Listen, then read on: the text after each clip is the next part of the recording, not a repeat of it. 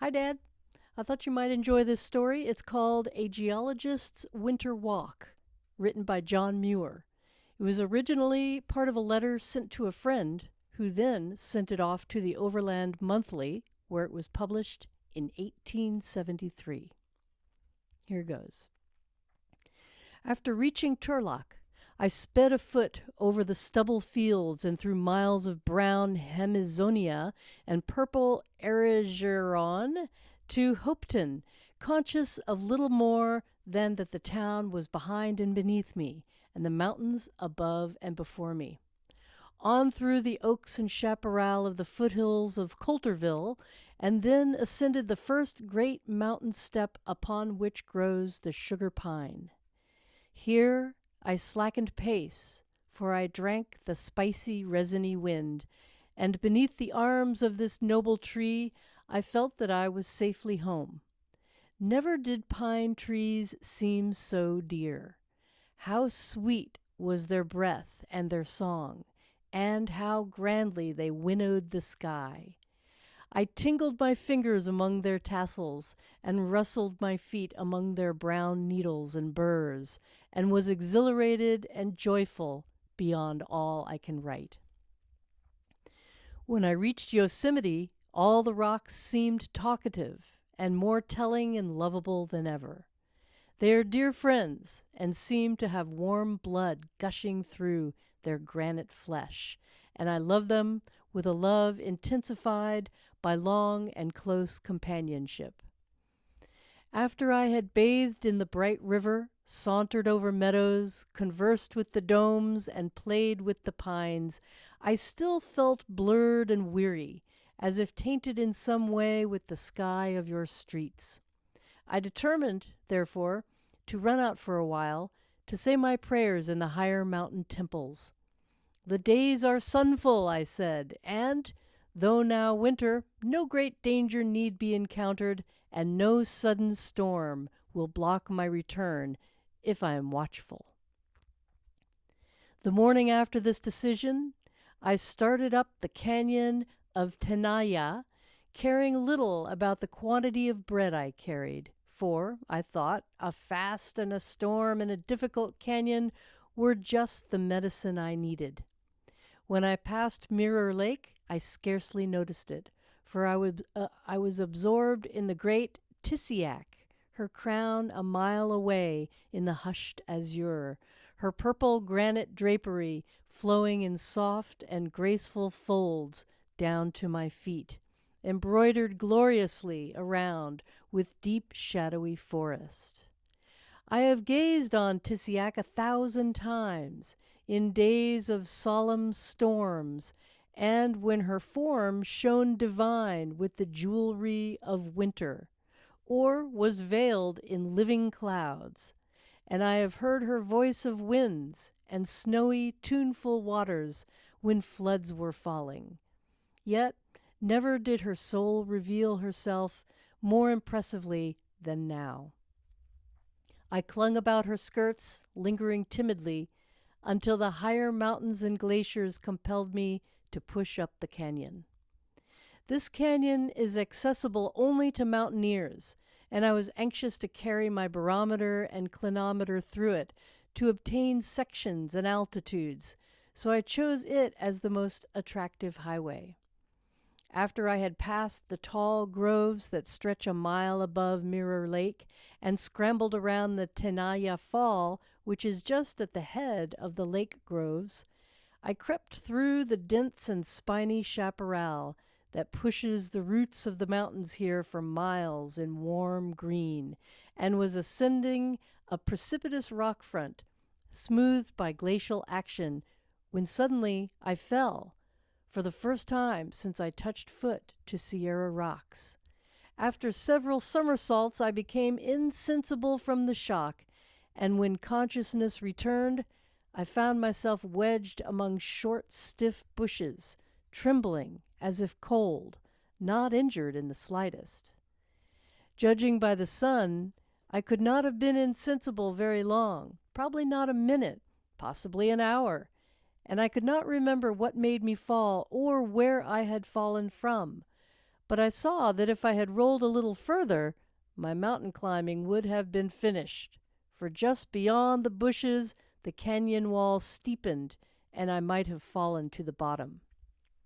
"There," said I, addressing my feet, to whose separate skill I had learned to trust night and day on my mountain. "That is what you get by intercourse with stupid town stairs and dead pavements." I felt degraded and worthless. I had not yet reached the most difficult portion of the canyon, but I determined to guide my humbled body over the most nerve-trying places I could find, for I was now awake and felt confident that the last of the town fog had been shaken both head and feet. I camped at the mouth of a narrow gorge which is cut into the bottom of the main canyon, determined to take earnest exercise next day. No plushy boughs did my ill-behaved bones enjoy that night, nor did my bumped head get a spicy cedar plume pillow mixed with flowers. I slept on a naked boulder, and when I awoke, all my nervous trembling was gone. The gorged portion of the canyon, in which I spent all the next day, is about 1.5 miles in length, and I passed the time in tracing the action of the forces that determined this peculiar bottom gorge, which is an abrupt, ragged-walled, narrow-throated canyon, formed in the bottom of the wide-mouthed, smoothed, and beveled main canyon. I will not stop now to tell you more. Some day you may see it, like a shadowy line, from Cloud's Rest. In high water, the stream occupies all the bottom of the gorge, surging and chafing in glorious power from wall to wall.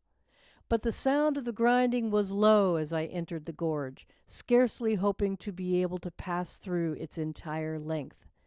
By cool efforts, along glassy, ice-worn slopes, I reached the upper end in a little over a day, but was compelled to pass the second night in the gorge, and in the moonlight I wrote you this short pencil letter in my notebook. The moon is looking down into the canyon, and how marvelously the great rocks kindle to her light. Every dome and brow and swelling boss touched by her white rays glows as if lighted with snow. I am now only 1 mile from last night's camp, and have been climbing and sketching all day in this difficult but instructive gorge. It is formed in the bottom of the main canyon, among the roots of Cloud's Rest.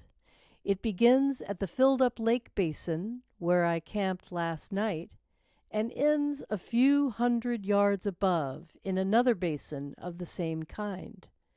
The walls everywhere are craggy and vertical, and in some places they overlean. It is only from 20 to 60 feet wide, and not, though black and broken enough, the thin, crooked mouth of some mysterious abyss. But it was eroded, for in many places I saw its solid, seamless floor. I am sitting on a big stone against which the stream divides, and goes brawling by in rapids on both sides. Half of my rock is white in the light, half in shadow. As I look from the opening jaws of its shadowy gorge, South Dome is immediately in front, high in the stars, her face turned from the moon, with the rest of her body gloriously muffled in waved folds of granite.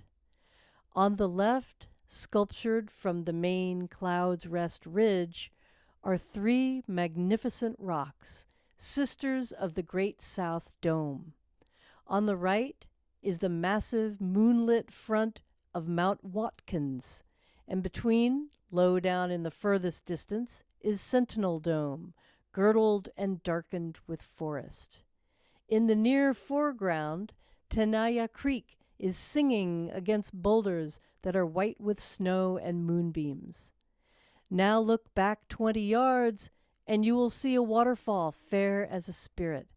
The moonlight just touches it, bringing it into relief against a dark background of shadow.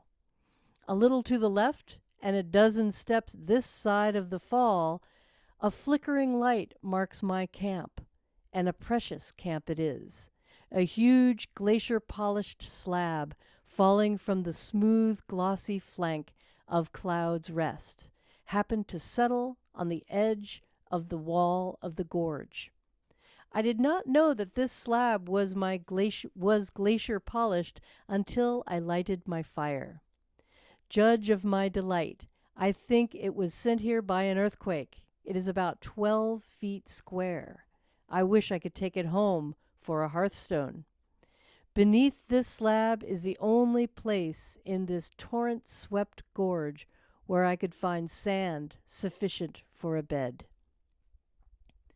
I expected to sleep on the boulders, for I spent most of the afternoon on the slippery wall of the canyon, endeavoring to get around this difficult part of the gorge, and was compelled to hasten down here for water before dark. I shall sleep soundly on this sand. Half of it is mica. Here, wonderful to behold, are a few green stems of prickly rubus and a tiny grass. They are here to meet us. I, even here in this darksome forge, frightened and tormented with raging torments and choking avalanches of snow. Can it be? As if rubus and the grass leaf were not enough of God's tender prattle words of love, which we so much need in these mighty temples of power.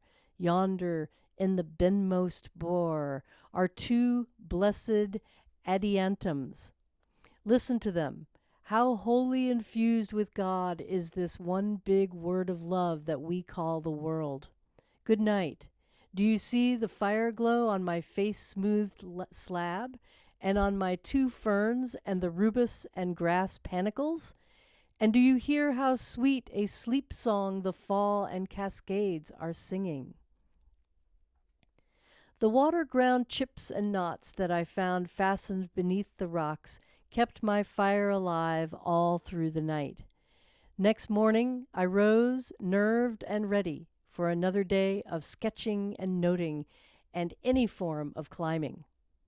I escaped from the gorge about noon, after accomplishing some of the most delicate feats of mountaineering I have ever attempted. And here the canyon is all broadly open again, the floor luxuriantly forested with pine and spruce and silver fir and brown-trunked libocedrus. The walls rise in Yosemite forms, and Tenaya Creek comes down 700 feet in a white brush of foam. This is a little Yosemite Valley. It is about 2,000 feet above the level of the main Yosemite, and about 2,400 below Lake Tenaya. I found the lake frozen, and the ice was so clear and unruffled that the surrounding mountains and the groves that looked down upon it were reflected almost as perfectly as I ever beheld them in the calm evening mirrors of summer. At a little distance, it was difficult to believe the lake frozen at all, and when I walked out on it, cautiously stamping at short intervals to test the strength of the ice, I seemed to walk mysteriously, without adequate faith, on the surface of the water. The ice was so transparent that I could see through it the beautifully wave-rippled sandy bottom and the scales of mica glinting back in the downpouring light. When I knelt down with my face close to the ice through which the sunbeams were pouring, I was delighted to discover myriads of Tyndall's six-rayed water flowers, magnificently colored. A grand old mountain mansion is this Tenaya region. In the glacier period, it was mer de glace, far grander than the mer de glace of Switzerland, which is only about a half-mile broad. The Tenaya mer de glace was not less than 2 miles broad, late in the glacier epoch, when the principal dividing crests were bare, and its depth was not less than 1,500 feet. Ice streams from Mounts Lyell and Dana, and all the mountains between, and from the nearer Cathedral Peak, flowed hither, welded into one, and worked together.